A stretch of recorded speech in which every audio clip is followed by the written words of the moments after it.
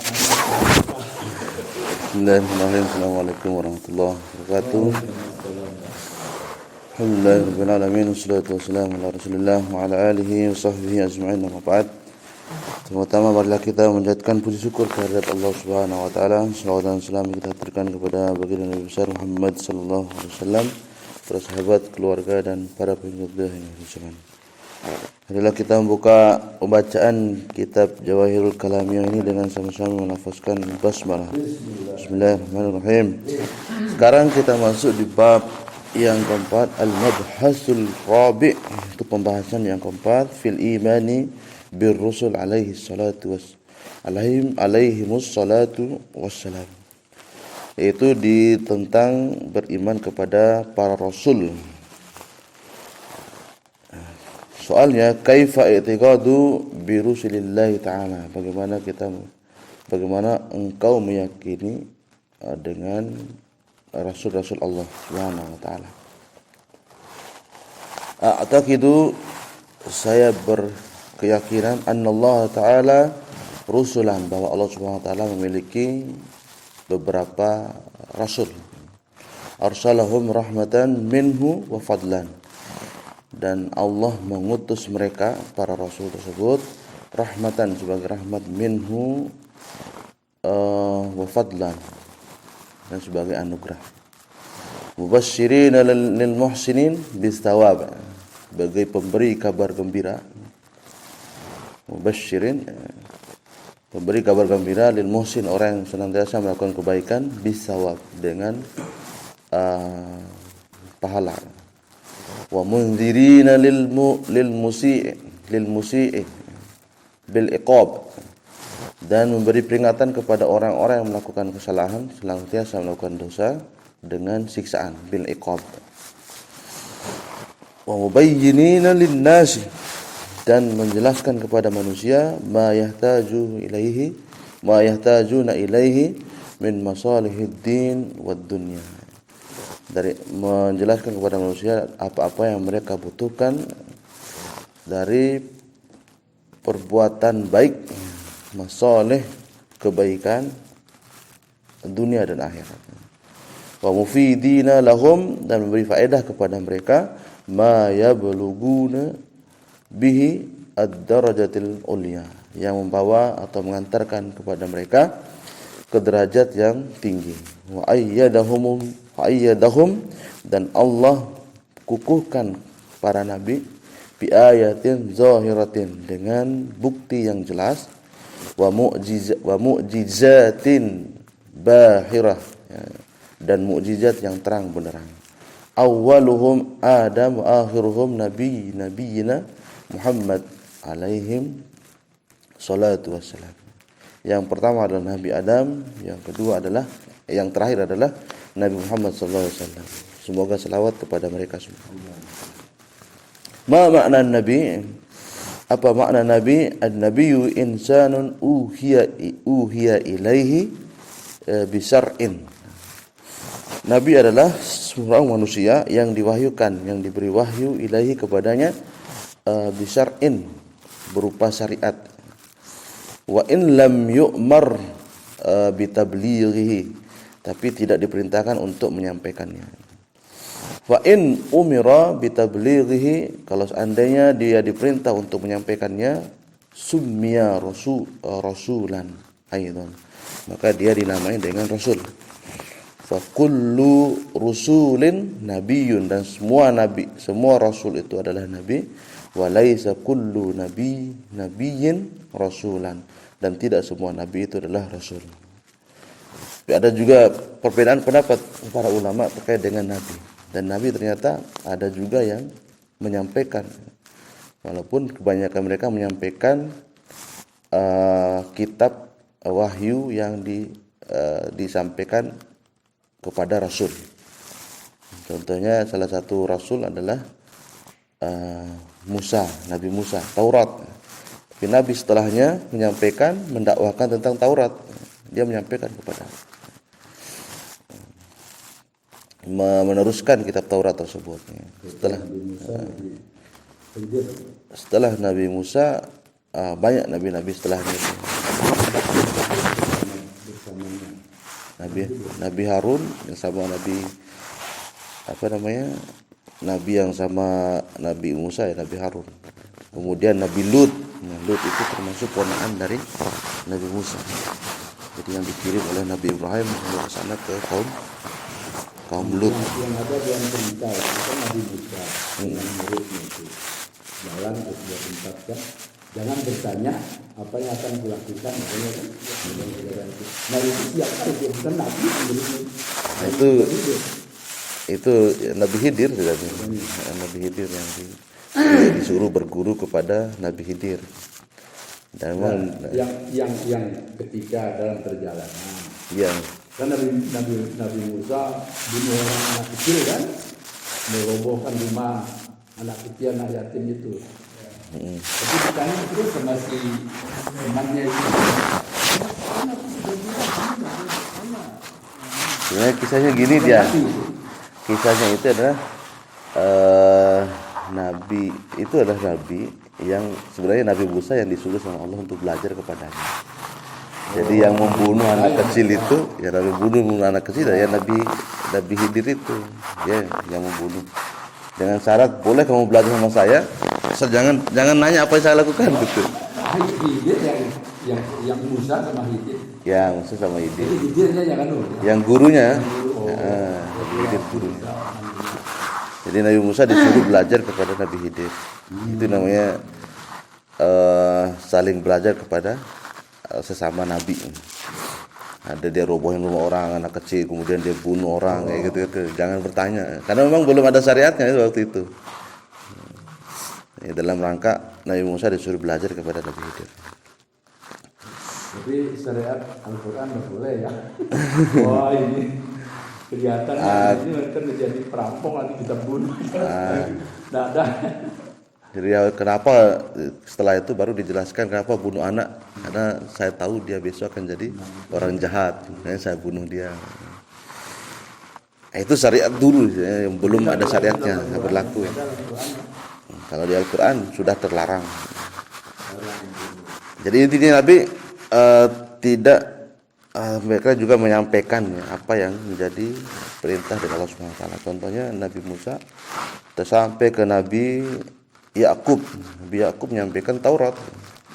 Kemudian Nabi anaknya itu Yahya menyampaikan Taurat juga. Setelah itu lahir Nabi Isa, baru Taurat tidak berlaku lagi, Injil. Seterusnya sudah tidak ada nabi lagi setelah Nabi Isa itu, baru lahir Nabi Muhammad SAW.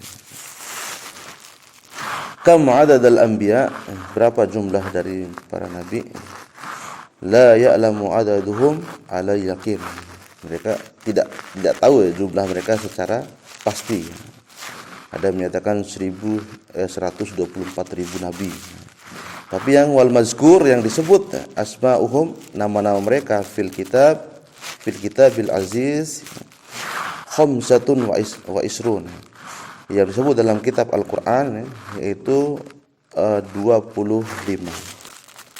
Khamsatun 5 wa isrun 25. Ini langsung dibalik nih. Wahum, mereka adalah Adam, kemudian Idris, Nuh, Hud, kemudian Saleh, Ibrahim, Lut, Ismail, Ishaq, Yaqub, Yusuf, Ayyub, Su'aib, Musa, Harun, Zulkifli, Dawud, Sulaiman, Ilyasa, Yunus, Zakaria, Yahya, Isa, Muhammad sallallahu alaihi wasallam. Yang tadi Nabi Lut itu hidup bersama Nabi Ibrahim. Itu ponakannya Nabi Ibrahim, bukan ponakan Nabi Musa. Dia hidup bersama. Jadi kaum Lut itu, kaum Sodom itu ada di zaman Nabi Ibrahim. Tapi Nabi Lut yang diperintahkan oleh Allah Taala untuk berdakwah ke sana, bukan Nabi Ibrahim. Nabi Lut. Kemudian makna al-mu'jizat. Apa makna mu'jizat? Al-mu'jizatu amrun khariqun lil 'adah. Yaitu perkara yang merusak. Khariqun itu merobek, merusak lil adat, merusak adat. Maksudnya di sini adalah sesuatu yang istimewa yang di luar kebiasaan adat. Jadi kalau kita misalkan ini kita jalan kaki, bisa saja Nabi itu terbang atau menghilang kayak gitu. Itu namanya mukjizat. Yang itu hanya diberikan kepada para nabi. Mukjizat. Kemudian kalau kita pukul tongkat ke laut, ya nggak membelah. Kalau Nabi Musa yang memukulnya atas izin Allah Subhanahu Wa Taala, maka dia belah. Kemudian Nabi Isa bisa menghidupkan kembali orang, maka kita tidak bisa menghidupkan kembali manusia. Dan Nabi Muhammad juga ternyata ada riwayat dalam sebuah kitab, riwayat yang sahih, Nabi Muhammad juga pernah membangkitkan mayat seorang anak kecil yang sudah dikubur, itu dibangkitkan oleh Nabi SAW. Makanya Nabi Muhammad banyak sekali mukjizatnya. Yazharu ala yadi muda'in nubuwah, itu yang nampak di tangan muda'in nubuwah, orang yang mengaku sebagai nabi. Jadi nabi itu boleh diakuin, saya nabi, tapi la nabiyya ba'da, kata Nabi SAW, tidak ada nabi setelahku. Tidak ada yang ngaku-ngaku nabi setelah Nabi Muhammad, ya nabi palsu. Jadi mereka lah yang punya mukjizat-mukjizat yang di luar kebiasaan manusia. Banyak juga itu orang-orang yang mengaku punya mukjizat padahal sebenarnya dukun, bukan dari Allah Subhanahu Wa Taala. Ada juga pengikutnya. Makanya hebatnya Indonesia ini, setiap ada nabi palsu pasti ada pengikutnya. Gitu. Pasti ada pengikutnya itu. Jangankan yang mengaku nabi, yang mengaku sebagai malaikat Jibril pun ada pengikutnya itu. Lia Eden. Itu aneh-anehnya orang Indonesia ini. Ada yang namanya siapa? Ngaku nabi ini. Maka Ahmad Musaddiq dulu kan ngaku sebagai nabi. Kemudian ditangkaplah sama polisi, sama Lia Eden tuh, ketemu dia di penjara. Datang orang ulama-ulama mengatakan, "Kamu Jibril kan?" "Iya." "Ini kan Muhammad?" "Ya." "Ya, ketemu sudah kalian, terima wahyu." Jibril sama Nabi ketemu, terima. "Ayo udah kasih dah wahyu." Nah, itu aneh orang Indonesia ini. Ada aja yang di muwafiqan lidakwahu ala wajhin, itu yang sesuai dengan apa-apa yang didakwahkan kepada orang, kepada manusia. Jadi mukjizat itu ya sesuai dengan apa-apa yang didakwahkan, tidak melanggar, sesuai dengan omongan, sesuai dengan perbuatan dan sebagainya. Yu'zizul munkarina anil ityan bimislihi, dan mukjizat itu dalam rangka melemahkan orang-orang yang ingkar untuk mendatangkan yang semisal dengan itu. Jadi itu fungsinya mukjizat. Jadi sesuatu yang tidak bisa dilakukan oleh manusia biasa. Kadang juga kalau di selain Nabi tidak disebut sebagai mukjizat, tapi disebut sebagai karomah. Kemudian apa bedanya mukjizat dengan karomah, dan apa bedanya dengan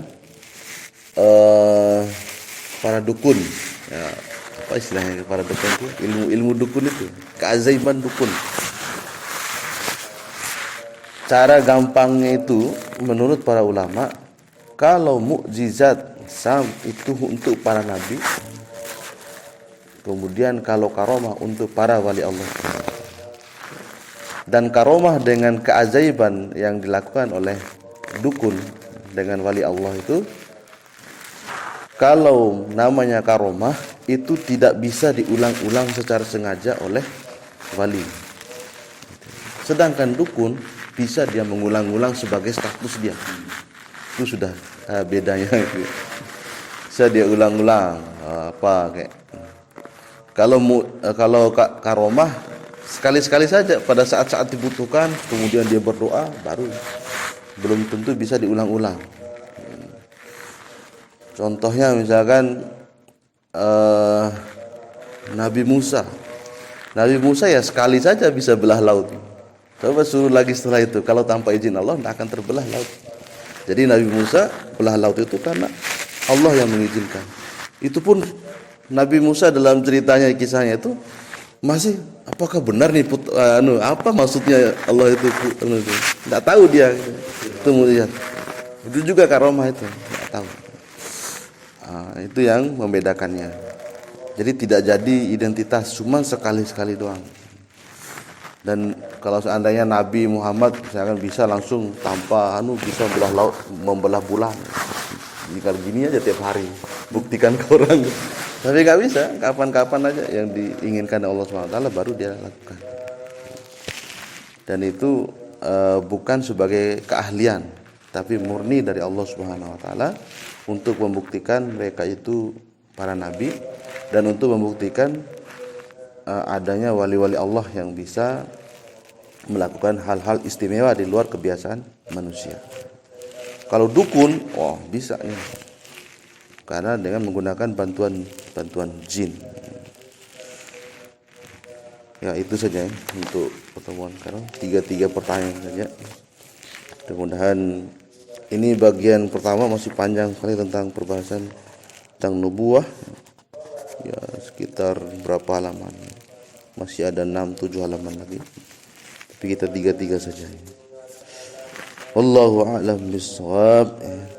Jadi kita kalau Nabi Muhammad SAW itu kalau dikumpulkan mukjizatnya itu dia 100-an mukjizat yang melampaui para nabi-nabi yang lain. Jadi kalau seandainya dan mukjizat terbesarnya adalah Al-Quran. Dan terbukti memang sepanjang zaman sampai kiamat Al-Quran itu tetap menjadi mukjizat yang paling tinggi, paling agung dari seluruh mukjizat Nabi sallallahu alaihi wasallam. Kita sekolah SMP Al-Quran ada penyempurnaan dari kitab-kitab sebelumnya. Tapi apakah pengertiannya Al-Quran bertahap, tapi kitab-kitab ini kan diturunkan. Pertama kita Taurat. Artinya apa isinya Taurat itu ada di Zabur, kemudian lebih lengkap lagi begitu. Terus di Zabur lebih lengkap lagi di Injil. Nah, kita kan tidak begitu. Untuk melengkapi ini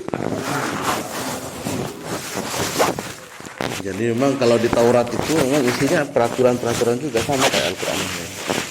Sama kayak Al-Quran, cuman dia dihapus, dia hanya diturunkan kepada Bani Israel, bilangnya itu dibatasin. Dan Zabur itu isinya juga bukan sebenarnya untuk menghilangkan Taurat. Zabur itu karena isinya cuma pujian-pujian, tidak ada syariat di sana Zabur Nabi Daud itu.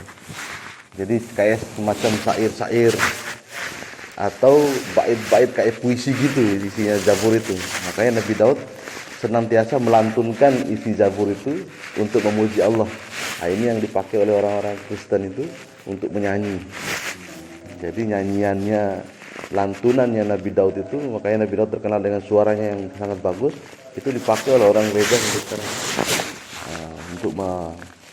cara ibadahnya, istilahnya cara ibadahnya. Kemudian datang Nabi Isa dengan Injilnya. Maka ada syariat Nabi Musa yang masih dimasukkan ke sana, ada juga yang dihapus. Kalau seandainya dia Injil itu tidak menghapus syariat-syariat Taurat, maka dia tidak akan ditolak oleh orang-orang Yahudi. Karena orang Yahudi menganggap bahwa Nabi Musa itu nabi mereka dan tidak ada nabi setelah Nabi Musa, itu Yahudi. Dan mereka nggak percaya kepada Nabi Isa, nabi setelahnya. Hanya Taurat yang kitab mereka, cara ibadah. Kemudian datang Al-Quran, bukan menghapus, tapi ada juga syariat yang dihapus, ada juga yang disempurnakan, yang berlaku ke seluruh manusia. Jadi itu yang membuat Al-Quran itu beda dengan kita. Kalau Nabi Isa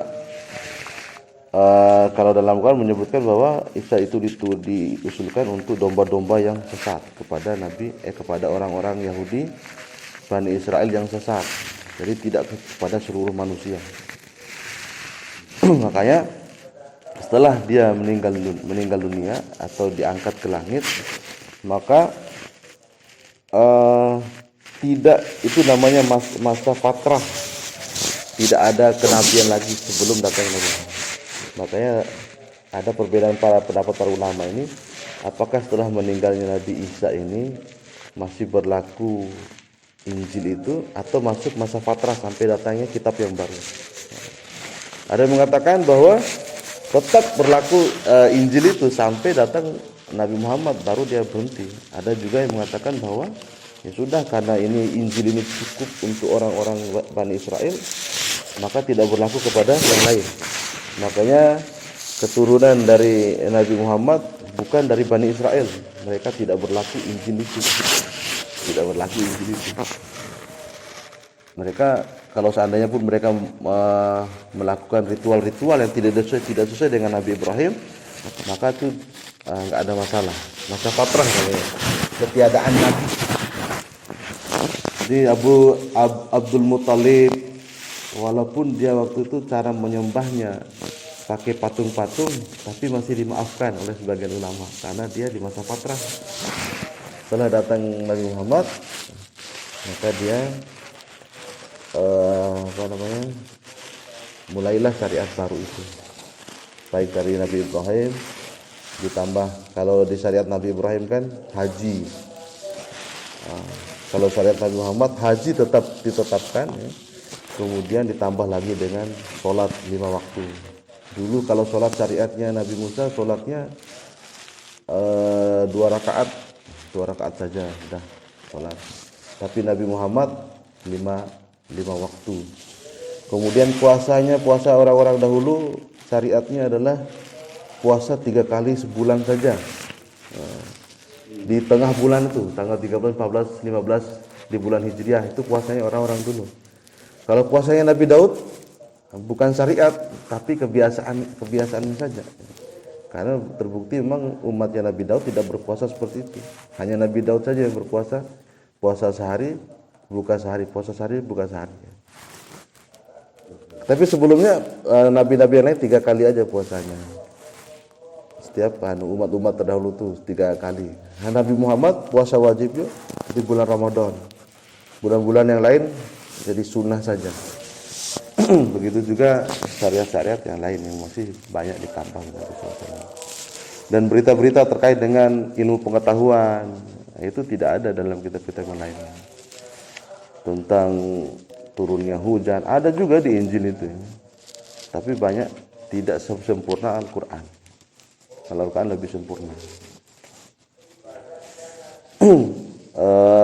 Salah satu contohnya tentang ilmu fisika dalam surat Yasin itu ya, Asy-syamsu tajri li mustaqarrin laha dzalika taqdirul azizil alim. Dan matahari itu bergerak pada porosnya, itu sangat sesuai dengan ilmu sekarang. Begitulah yang ditakdirkan oleh Allah. Dzalika taqdirul azizil alim, yang ditakdirkan oleh Allah SWT.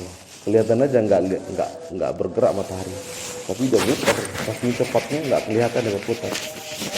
Kalau kita mutar sesuatu yang bulat, ya, kalau kita lihat kayak enggak muter, saking kencangnya dia berputar. Ini sebagai bukti bahwa wasyamsu tajri, matahari itu berputar, tajri li mustaqarrin laha, pada tempat atau pada porosnya. Dan ini tidak ditemukan dalam kitab-kitab yang lain. Itu namanya sebagai penyempurna. Begitu juga penciptaan manusia itu lengkap, ilmu biologi, ilmu kedokteran, dari sperma kemudian menjadi alaqah, kemudian menjadi segumpal darah dan sebagainya. Disebutkan dalam Al-Quran itu yang tidak ditemukan di kitab-kitab yang lain. Makanya disebut sebagai penyempurna. Ada juga syariat yang dihapuskan, ada syariat juga yang ditambahkan, kayak puasa. Yang dulu tidak ada puasa Ramadan itu, yang ada puasa 3 kali dalam sebulan. Setelah datang Nabi Muhammad, puasa dari sebulan penuh, sebulan Ramadan. Wallahu a'lam bishawab. Ya bisa sampaikan. Sebenarnya untuk bahasan kitab itu sudah bab sebelumnya ya. Ada di bab sebelumnya. Subhanakallahumma wa bihamdika asyhadu an la ilaha illa anta astaghfiruka wa atubu ilaik. Wassalamualaikum warahmatullahi wabarakatuh.